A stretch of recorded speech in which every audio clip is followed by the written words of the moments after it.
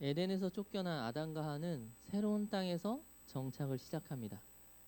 그리고 이 두 사람에게 사랑하는 두 아들이 태어나게 됩니다. 바로 오늘 말씀의 주인공인 가인과 아벨이라는 두 아이입니다. 하나님 말씀에 불순종하여 에덴에서 쫓겨난 아담과 하와에게 있어서 이 두 아들은 여전히 하나님은 나를 사랑하고 계시구나, 내가 여전히 하나님의 관심 안에 있구나를 증거하는 증거와도 같았습니다. 때문에 하와는 첫 아들 가인을 낳고 내가 여호와로 인하여 득남하였다라고 고백하기도 하였습니다. 가인과 아벨은 아담과 하와에게 있어서는 무엇과도 비교할 수 없는 귀한 선물이었고 존재였습니다. 이렇게 귀한 두 아들은 장성하여 각각 직업을 갖게 됩니다. 가인은 농사를 짓는 사람이 되고 아벨은 양을 치는 목동이 되게 됩니다. 시간이 흘러 이 두 사람이 첫 번째 수확을 하였을 때 각각 하나님 앞에 자신이 얻은 걸로, 자신이 고생한 것으로 하나님께 예물을 드리게 됩니다. 제사를 드리게 되는 거죠. 농부였던 가인은 땅의 소산으로, 그리고 목동인 아벨은 양으로 하나님께 예물을 드립니다. 그런데 여기서 문제가 하나 발생해요. 아벨의 제사는 하나님께서 받으셨지만 가인의 제사는 하나님께서 받지 않으셨습니다. 이에 가인은 분노하게 됩니다. 동생의 제사만 받으신 하나님을 향해 아낌없이 분노를 표출합니다. 그리고 그 분노에서는 곧 동생에게 향합니다. 가인의 분노에 대하여 하나님은 곧 가인에게 찾아가 말씀하셨습니다. 내가 분노하는 이유가 무엇이냐? 어째서 안색이 변하게 되었느냐? 지금 내가 선을 행하라. 그러지 아니하면 죄가 너를 다스릴 것이라. 분노하고자 하는 마음의 유혹을 이겨내고 죄에게서 돌아서라 라는 말씀입니다. 그런데 안타깝게도 가인은 이 말씀대로 행하지 못하였습니다. 자신의 분노를 다스리지 못하게 됩니다. 가인은 곧 아벨을 부릅니다. 아벨아, 동생아, 같이 들에 나가자. 그렇게 들로 나가 가인은 아벨을 쳐 죽이게 됩니다.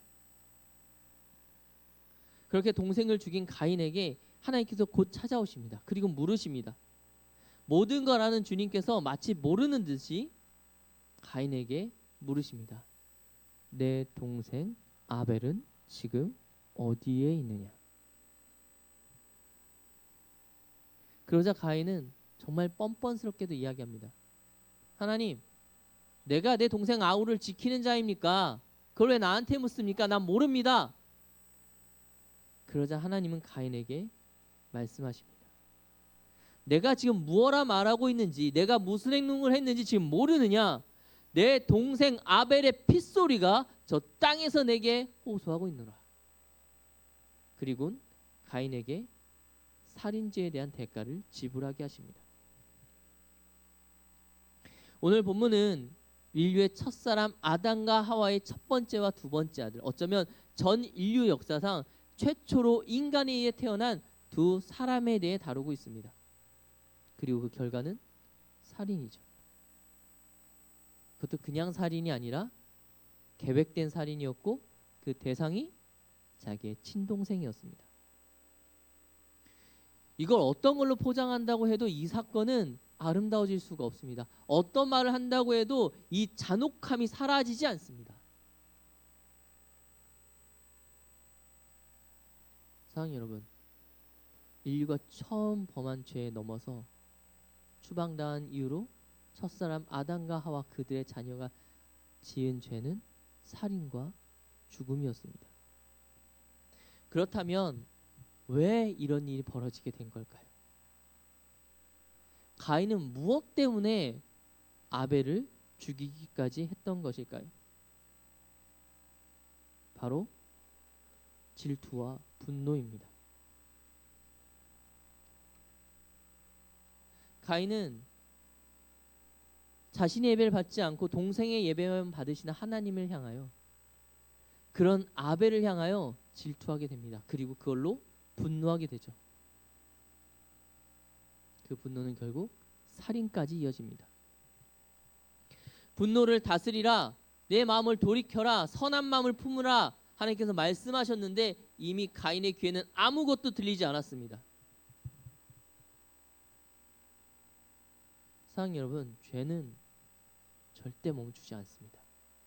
우리의 모든 것을 잡아 먹을 때까지, 우리의 모든 영역에서 우리를 무너뜨릴 때까지 우리를 그대로 두지 않습니다. 끝없이 팽창하여 우리를 잡아먹을 뿐입니다.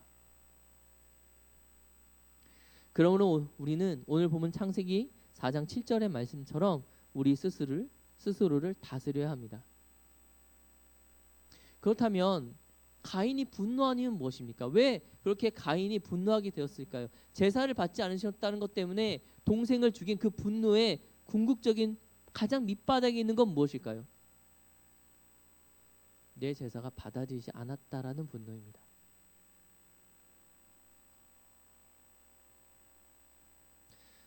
여러분, 예배의 주관자는 누구십니까? 그 예배를 받고 안 받고는 누가 결정하십니까? 하나님이십니다. 예배의 주권자는 언제나 하나님이십니다. 예배의 주인이 하나님이시라는 것은 예배로 여겨주시는 것, 예배를 받고 안 받고의 그 모든 주권도 하나님께 있다는 것입니다. 그러므로 우리는 내가 원하는 예배가 아니라 하나님이 원하는 예배를 드려야 합니다. 하나님이 받으시기에 합당한 예배를 드려야 합니다. 이거는 예배뿐만 아니라 모든 신앙에도 연결되어 있습니다. 무엇이 찬양입니까? 내가 부르고 싶은 곡조와 내가 감동이 되는 가사를 적어낸 것이 찬양입니까? 아니면 하나님께서 마땅히 받으셔야 될 존귀와 영광을 고백하는 것이 찬양입니까? 무엇이 기도입니까? 세상 가운데 내가 원하는 것을 구구절절히 이야기하는 것, 그것이 기도입니까? 아니면 하나님의 뜻을 구하고 그 뜻에 내가 따라가기 위해서 하나님 나의 마음을 주장하여 달라고 고백하고 하는 것이 기도입니까?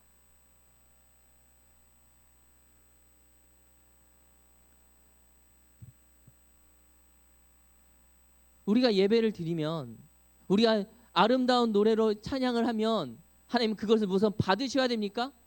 아니면 그분이 보시기에 합당하지 않으면 그분은 받지 않으실 수도 있습니까? 후자이지 않을까요?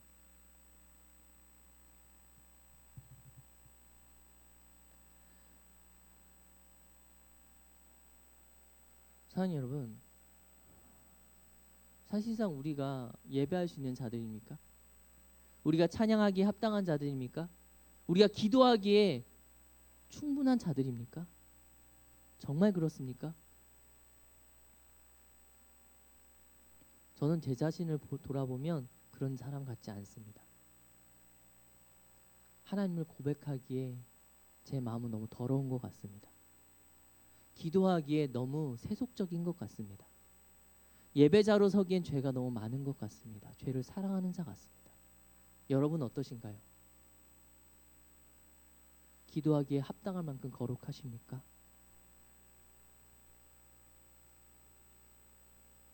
때문에 우리가 기도할 수 있다라는 것, 찬양할 수 있다는 것, 예배할 수 있다라는 것은 내가 무엇을 가지고 있는 게 아니라 그걸 허락하신 하나님께 감사드려야 되는 것입니다. 내 것이 아니기에, 부족한 나, 자격 없는 나를 받으시는 하나님이시기에 그분께 감사해야 되는 것입니다. 내가 가지고 있는 여러 가지 기술로 악기를 연주하고 내 목소리로 하나님을 찬양하는 것, 그것이 나의 힘이 아니라는 것이에요.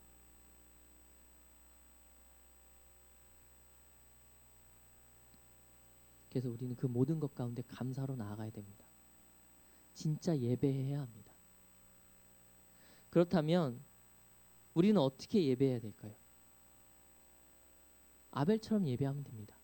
그러면 하나님께서 받으시니까요. 가인의 제사가 아니라 아벨의 제사를 드리면 됩니다.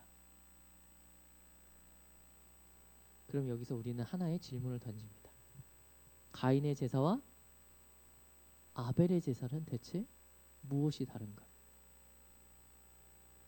무엇으로 드렸냐의 문제가 아닙니다. 이 해답을 찾으려고 성경을 여러 번 읽어보면 정말 안타깝게도 창세기는 명확하게 이것을 이야기하지 않습니다. 그런데 히브리서에서 이것을 이야기해줘요. 히브리서 11장 4절 보면 이렇게 고백합니다. 믿음으로 아벨은 가인보다 더 나은 제사를 하나님께 드림으로. 가인과 아벨의 제사의 차이는 결국 믿음이라는 것입니다. 그 믿음으로 아벨이 제사를 드렸더니 하나님께서 받으셨고, 믿음으로 제사를 드린 아벨을 하나님이 의로운 자라 삼으셨고, 그 믿음의 제물 위에 하나님께서 이것이 의롭다 증언하시며 그 믿음이 지금도 우리에게 말하고 있다라고 히브리서 11장 4절에서 말합니다. 결국 무엇이 예배냐, 어떤 것이 예배냐, 하나님께서 받기 합당한 예배가 무엇이냐, 거기에 초점은 나에게 믿음이 있느냐 없느냐, 내가 지금 예배 가운데 믿음으로 나아가고 있느냐 아니냐는 것입니다.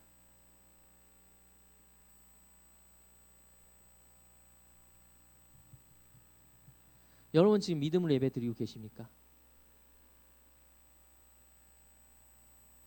정녕 하나님 향한 그 믿음이 여러분 안에 있습니까? 그럼 믿음으로 드린 예배란 무엇이며 아벨과 같은 믿음의 예배는 어떻게 드릴 수 있을까요? 믿음으로 드린 예배는 무엇입니까? 아니, 믿음이란 무엇입니까? 여러분 기도 제목으로 믿음이 더 강해지길 소망합니다. 믿음이 성장을 원합니다. 믿음이 어떻게 되길 원합니다. 계속 기도 제목 가지시고 기도를 하시는데 여러분이 성장하고 싶어하는 그 믿음이란 무엇입니까?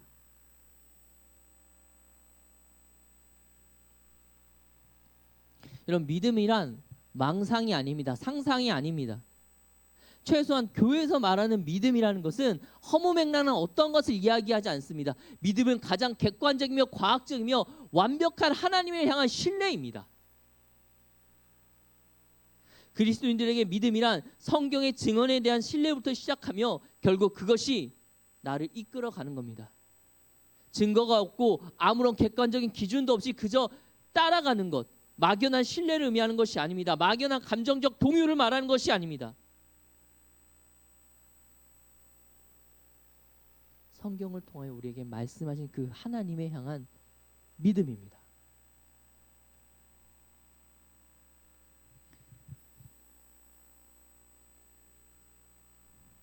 그렇다면 온전한 믿음, 그리스도인이 가져야 될 온전한 이 믿음은 어떻게 가질 수 있을까요? 하나님을 알아야 합니다. 알지 못하면 예배할 수가 없어요. 호세아 선지자는 이렇게 말합니다. 호세아서 4장 6절입니다. 내 백성이 지식이 없음으로 망하는도다.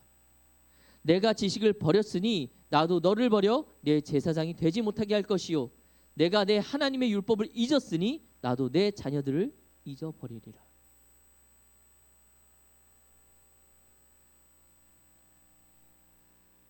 여러분 지금 하나님에 대한 참된 지식이 여러분 안에 있습니까? 내가 만든 하나님, 내가 생각하기에 하나님이 이런 분일 거야, 세상에서 말하는 신은 이런 존재니까 하나님도 이런 분일 거야, 그게 아니라 성경을 통해 말씀하시고 성경을 통해 증언되며 성경 안에서 나타내시는 하나님에 대한 참된 지식이 여러분 안에 있습니까? 하나님은 이런 분이야. 왜냐하면 성경에서 이렇게 증언하기 때문에 이런 지식이, 이런 지혜가 세상과 구별되는 그러한 것들이 여러분 안에 있습니까? 세상에서 말하는 신들, 우상들과 온갖 잡신들과 우리가 믿는 참 하나님이 무엇이 다른지 그 지혜가 여러분 안에 있습니까? 없다면 여러분 대체 무엇을 예배하고 있습니까? 그 지혜가 없다면 여러분 대체 무엇을 향해 예배하고 있습니까? 우상을 섬긴 이들과 여러분의 다른 게 무엇입니까? 그들의 것을 예배라 부르지 않고 이 자리를 예배라 드리는 이유가 무엇입니까? 사랑하는 여러분, 하나님에 관한 참된 지식이 있습니다. 성경이 그것을 증언하고 있습니다. 그것을 알아야 예배하는 것입니다.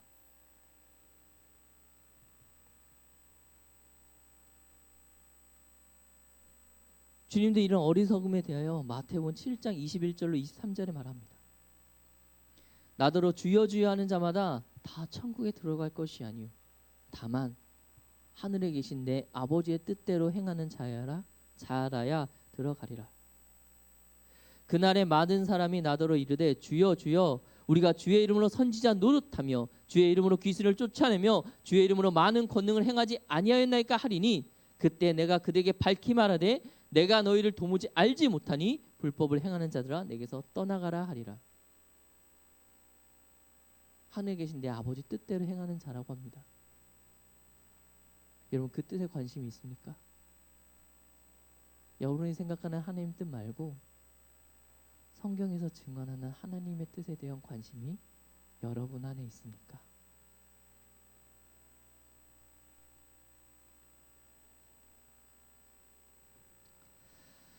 그러므로 예배하고 싶다면 믿음의 예배를 드리고 싶다면 반드시 하나님 아는 것에 집중해야 합니다. 아는 것으로 끝날까요?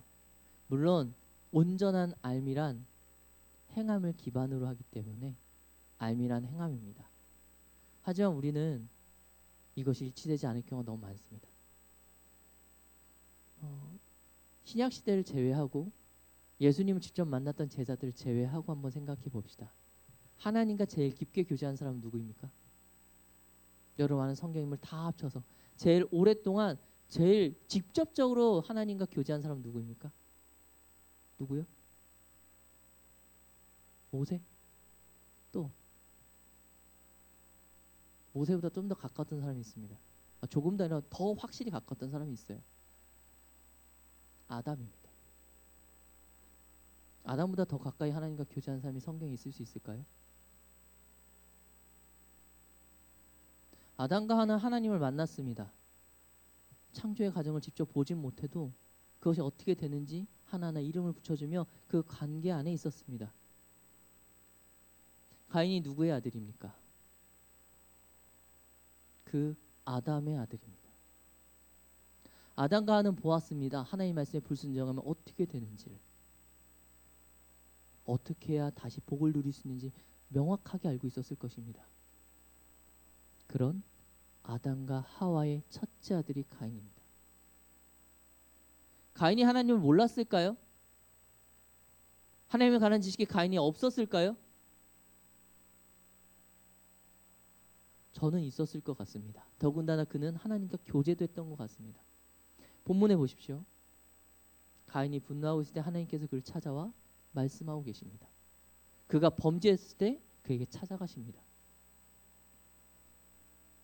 가인이 그것을 놀라지 않아 합니다. 가인은 하나님을 알았어요. 하지만 그는 믿음이 없는 제사를 드립니다. 여러분 아는 것은 곧 행하는 것이 아닙니다. 야고보서에서 행함이 없는 믿음은 죽은 것이라 하는 것이 그러한 연유입니다. 여러분 성경을 통해서 하나님을 아시는 게 먼저지만 그게 완성은 아닙니다. 그 아는 하나님을 진실로 믿고 따라가야 합니다. 그러면 우리가 아는 것도 벅찬데 아는 것을 어떻게 신실하게 따라갈 수 있을까요? 아는 것을 어떻게 믿음으로 고백하며 증거되는 삶을 살 수 있을까요? 여기에 이 질문에 대하여 에베소 2장 8절 말씀이 우리에게 해답을 줍니다. 제 말씀 읽겠습니다. 너희는 그 은혜에 의하여 믿음으로 말미암아 구원을 받았으니 이것은 너희에게서 난 것이 아니요 하나님의 선물이라. 성경은 증언합니다. 믿음은 너희가 노력해서 되는 게 아니야. 하나님이 너희에게 주시는 선물이야. 결국 믿음을 갖는 것, 우리가 아는 하나님에 대하여 내가 순종할 수 있는 힘은 누구로부터 오느냐? 하나님의 은혜로부터 옵니다. 그러므로 믿음을 가지고자 한다면 우리는 하나님께 구해야 합니다. 내 안에서 선한 것이 나올 수 없다고 고백하며 하나님 나의 부족함 때문에 나의 연약함으로 말미암아 나는 절대 하나님을 믿을 수가 없습니다. 그러니 하나님의 은혜로 나에게 믿음을 허락하라. 용서하여 주시옵소서. 그게 우리가 해야 될 고백이고 기도인 것입니다. 그러므로 우리는 믿음을 위해 기도해야 됩니다. 그리고 예배를 위해 기도해야 됩니다. 하나님, 연약한 내가 지금 예배전으로 나아갑니다. 내가 가인의 제사가 아니라 아벨의 제사를 드린 자가 되기 원합니다. 그러려면 나에게 믿음이 필요하니 나에게 믿음을 주셔서 내가 믿음 가운데 예배하는 자가 되게 해달라고 기도해야 합니다. 여러분, 그러면 이 예배를 위하여 여러분 얼마나 기도하셨습니까? 예배가 시작하기 전에 하나님, 이 예배 가운데 내가 믿음의 사람이 되어 가인이 아니라 아벨의 제사를 드리는 믿음의 사람이 되게 해달라고 이 예배 시작 전에 얼마나 기도하셨습니까? 조금 늦잠 자고 다른 일 때문에 마음을 정돈할 시간도 없이 이 자리에 들어오진 않았습니까?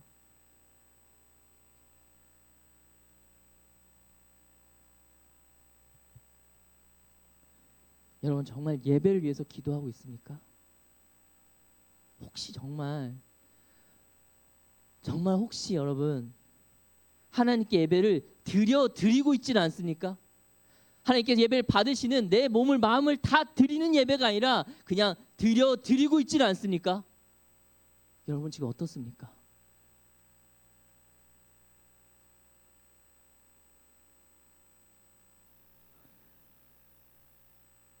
사랑하는 청년 여러분, 믿음으로 예배를 드리십시오. 마지막 날에 주님, 제가 얼마만큼 예배 드렸습니다. 나 예배 가운데 무엇으로 섬겼고 예배 가운데 어떻게 했습니다. 내가 예배를 수십 년간 한 번도 안 빠졌습니다. 다 잘했죠? 하나님께서, 주님께서